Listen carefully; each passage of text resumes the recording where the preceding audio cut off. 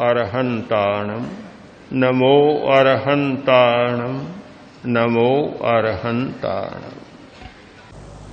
तो मैं प्राण शक्ति के विकास की चर्चा कर रहा हूं कि प्राण शक्ति का विकास 3 धाराओं में चले, शरीर की शक्ति, वाणी की शक्ति और मन की शक्ति। और उन तीनों धाराओं को विकसित करने के लिए श्वास का बल बढ़े, श्वास की शक्ति बढ़े, और उसका एक उपाय हो सकता है यह दीर्घ श्वास का प्रयोग। जैसे जैसे दीर्घ श्वास का अभ्यास बढ़ेगा, श्वास का बल बढ़ेगा, और जैसे जैसे श्वास का बल बढ़ेगा, मनोबल भी बढ़ेगा, वाणी का बल भी बढ़ेगा और शरीर का बल भी बढ़ेगा। और ये बल बढ़ेगा तो शिक्षा का एक नया आयाम खुलेगा। विद्यार्थी के जीवन में एक नई दिशा उद्घाटित होगी कि वह विद्यार्थी केवल बौद्धिक विकास वाला विद्यार्थी नहीं होगा। बौद्धिक विकास बहुत जरूरी है, पर कोरा बौद्धिक विकास पर्याप्त नहीं है, उसके साथ और बातें भी चाहिए। बुद्धि का विकास तो बहुत है, शरीर साथ नहीं देता। क्या होगा? आज ही हमने एक व्यक्ति को देखा जिसके पास धन बल बहुत है, करोड़ों की संपत्ति है, पर शरीर बिल्कुल बेकार हो रहा है, इतना रुग्ण हो रहा है।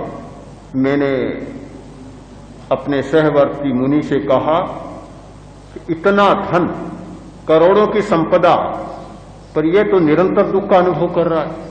किसके कारण? एक बात से हमारा जीवन कभी परिपूर्ण नहीं होता। हमें समग्रता, टोटेलिटी चाहिए। समग्रता के बिना कोई काम बनता नहीं है। तो जहां बौद्धिक विकास की बात बहुत अच्छी है, किंतु उसके साथ साथ शरीर बल, वचन बल और मनोबल का भी विकास होना चाहिए। और उसके विकास की पहली प्रक्रिया, उसके विकास का पहला सूत्र है श्वास बल के विकास, और श्वास बल के विकास का पहला सूत्र है दीर्घ श्वास का प्रयोग। देखिए, बात यह है कि हर बात को देश काल के संदर्भ में समझना चाहिए। पुराने जमाने में योग की बात जंगलों में चलती थी, जंगलों में, और योगी होना उसी के लिए संभव माना जाता था कि जो घरवार को छोड़ दे, जंगल में चला जाए।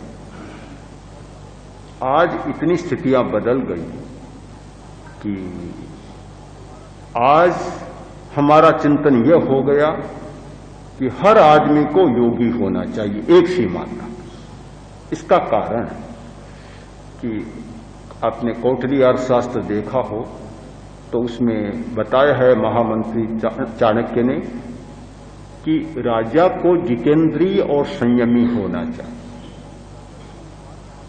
एक राजा के लिए बात थी बस, किंतु आज तो हर व्यक्ति उस स्थिति में आ गया, क्योंकि प्रजातंत्र में राजतंत्र बदल गया और अब दायित्व की बात हर नागरिक पर आ गई, जिसे वोट देने का अधिकार है। हर व्यक्ति पर वह दायित्व की बात आ गई। तो मैं इस भाषा में सोचता हूं कि आज हर नागरिक को संयमी होना चाहिए। अगर हमारा राष्ट्र का नागरिक संयमी होता है तो प्रजातंत्र का विकास होगा, और वह संयमी नहीं है तो जैसे राजा के असंयम में प्रजा की दुर्गति होती थी, वैसे ही नागरिक के असंयम के कारण और दायित्व बोध के अभाव के कारण राष्ट्र की दुर्गति होती है। इसलिए एक सीमा तक आज के व्यक्ति को योगी होना चाहिए। दूसरी बात कि जहां राज्याश्रय की बात है, हम लोग इसमें विश्वास नहीं करते कि भी राज्याश्रय, और हम इसे पसंद भी नहीं करते और न लेते हैं। हम किसी भी प्रक्रिया में राज्याश्रय लेना नहीं चाहते, किंतु बात एक दूसरी है कि जब ये चलता है कि शिक्षा में परिवर्तन होना चाहिए, हम अपना विचार प्रस्तुत करते हैं, कभी परिवर्तन केवल बौद्धिक समाधान से नहीं होगा। हमारी जो पद्धति है प्राचीन, कि बौद्धिक और प्रायोगिक दोनों बातें चलनी चाहिए। तो जब किसी को ये बात अच्छी लगती है तो वे अपनी व्यवस्था जुटाते हैं, सोचते हैं कि ऐसा भी उपक्रम और परीक्षण होना चाहिए, तो अपनी आयोजना करते हैं। इसमें हमारा कोई लेना देना नहीं है, न हम राज्याश्रय लेते हैं किसी का।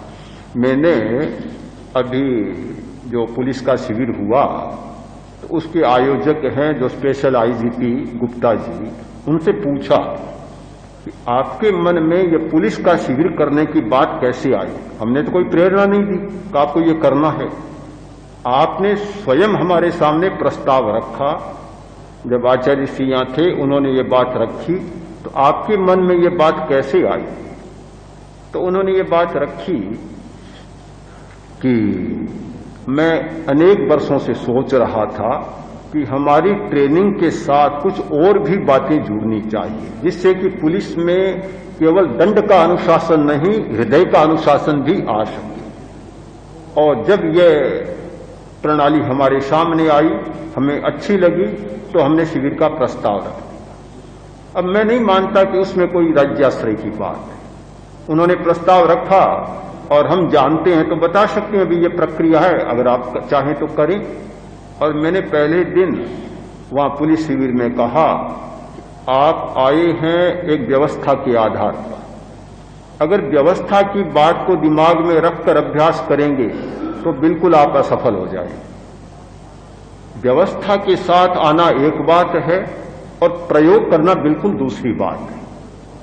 अब व्यवस्था के साथ बहुत सारे वैज्ञानिक विदेशों में जाते हैं, ट्रेनिंग लेने के लिए जाते हैं व्यवस्था के आधार पर कि आज हर विभाग अपने जो ट्रेनी को बाहर भेजता है प्रशिक्षण के लिए, जाते व्यवस्था के साथ है, पर दिमाग में यही बात रहे कि व्यवस्था के द्वारा नियंत्रित होकर जा रहा हूं, तो वह खाली हाथ लौटेगा।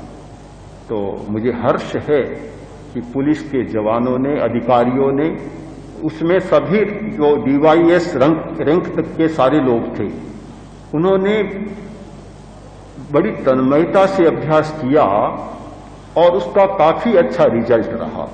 तो यही बात आपके बारे में है कि आप भी व्यवस्था के साथ आए हैं और ये व्यवस्था आपके अधिकारियों ने की है, और इसलिए की है कि वह प्रयोग चले और परीक्षण चले। पर मैं आपसे भी ये कहना चाहता हूं कि अगर व्यवस्था की बात को ध्यान में रखकर चलेंगे तो शायद इतने रिजर्व रहेंगे कि जो मिलना चाहिए वह भीतर तक पहुंच नहीं पाएगा। अब व्यवस्था की बात छूट जाए और आप इसे अपना वैयक्तिक हित, सामाजिक हित समझकर इसका प्रयोग करें तो वह बात तो गौण हो जाएगी और आपकी बात मुख्य बन जाएगी। तो मैं इसलिए मानता हूं, मैंने वहां एक बात कही थी, शायद आप पर वह उतनी लागू न हो पर उन पर तो बहुत लागू थी। मैंने कहा कि आपके जैसे अधिकारी हैं, उन लोगों ने चाहा कि पुलिस का दृष्टिकोण बदले, एटीट्यूड बदले, उनका व्यवहार बदले जनता के प्रति। तो इसलिए उन्होंने किया और आज शायद आपकी यह समझ में नहीं आ रहा है। तो कभी कभी हमें इस बात से भी पाठ लेना चाहिए कि माँ बच्चे को स्नान कराती है, बच्चा रोने लग जाता है, सोता है, छोटा बच्चा बहुत रोने लगता है, किंतु जब वह समझदार हो जाता है तो स्वयं इतना स्नान करता है कि रगड़ रगड़ स्नान करता है। तो इसमें एक व्यवस्था भी अनुशासन के विकास में एक अंग होता है, इसे हम अस्वीकार नहीं करेंगे, किंतु मात्र मस्तिष्क व्यवस्था का ही रहा तो फिर ये बात छूट जाएगी। तो ये बात ठीक है कि राज्याश्रय नहीं होना चाहिए। और हमने, आपको पता हो, अणुव्रत आंदोलन जब से चला आज 30 वर्ष हो रहे हैं, अब प्रेक्षाध्यान उसके साथ जुड़ा है। आज तक इतिहास है कि कभी राज्याश्रय नहीं लिया और न कभी राज्य से अनुदान भी लिया। यह भी एक बड़ी बात है कि बहुत बार अनुदानों की बात भी सामने आई, लोगों ने बड़े प्रलोभन दिए कि काम बहुत बढ़ेगा, किंतु हमारा दृष्टिकोण यही रहा कि जैसे ही राज्यों के अनुदान के चक्कर में फंसे और इस पर राज्य का अधिकार हो जाएगा, फिर वही गति होगी जो राजनीतिक लोगों की होती।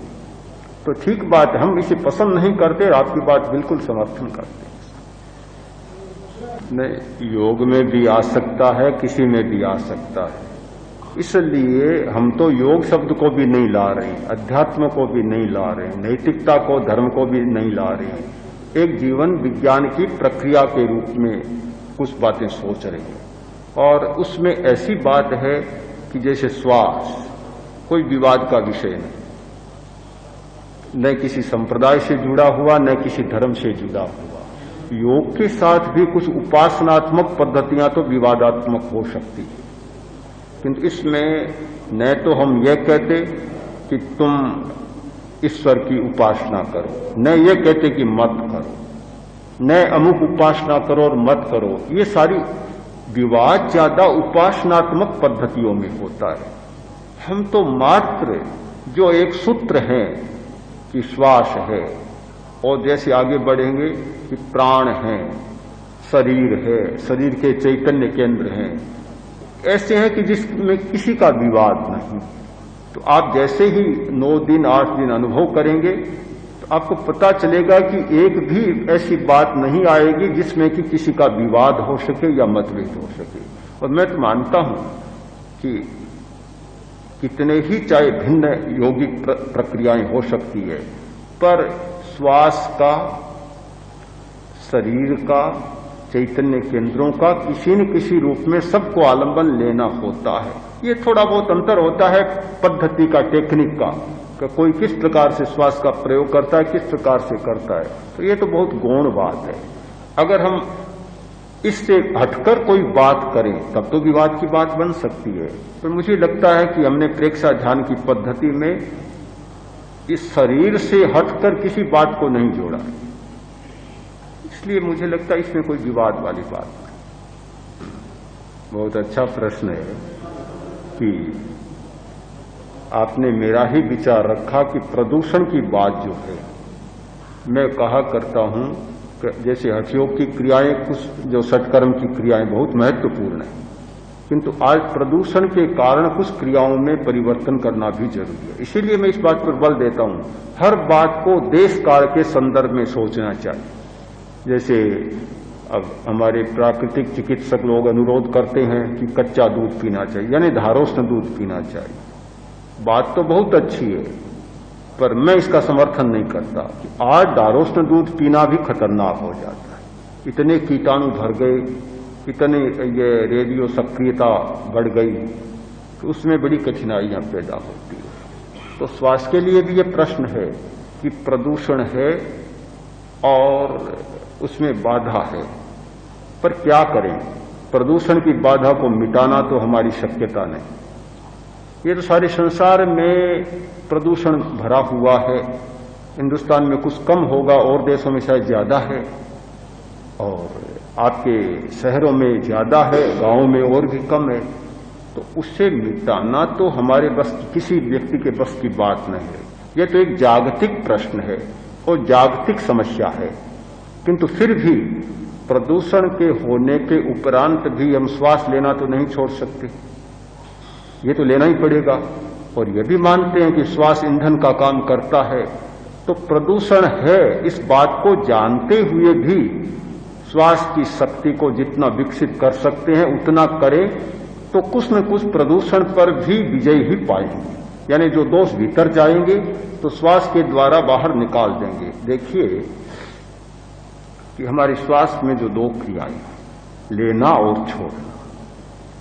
अब लेते समय प्राणवायु को लेते हैं और छोड़ते समय हम कार्बन को निकालते हैं, कार्बन डाइऑक्साइड को निकालते हैं। तो दोनों क्रियाएं होती हैं। अब दीर्घ श्वास से क्या लाभ होता है कि श्वास की प्रक्रिया को लंबा कर देते हैं।